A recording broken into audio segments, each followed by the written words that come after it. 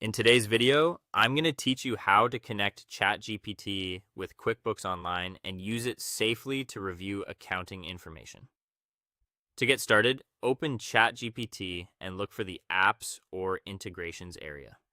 Depending on the version you're using, this section may appear in the sidebar, in Settings, or inside a Tools menu.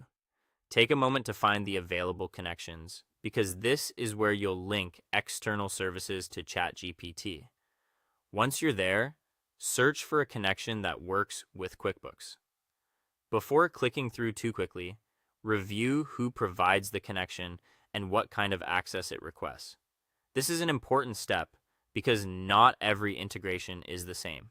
You want to understand whether it can view reports, invoices, expenses, or other financial records, and whether that level of access is actually necessary for what you want to do.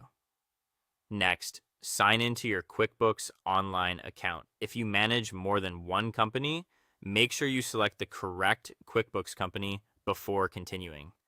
This helps prevent confusion later, especially when you begin asking questions about reports or balances. When the authorization screen appears, approve access carefully. Only allow the information that is required for the task you want to complete. In general, it's a good habit to keep permissions as limited as possible, especially when working with financial data. After the connection is active, start with a simple question about your accounting data. Keep the first prompt straightforward so you can confirm that everything is working properly. Then move on to a few test requests, such as asking for a summary of income, expenses, invoices, or key financial reports. This helps you see how well the integration interprets your data and how clearly it presents the results.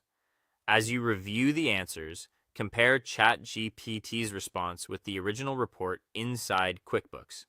This step matters because AI can help summarize and explain information, but it should not replace your bookkeeping review. Always verify totals, date ranges, and report details directly in QuickBooks before relying on the output for any financial decision.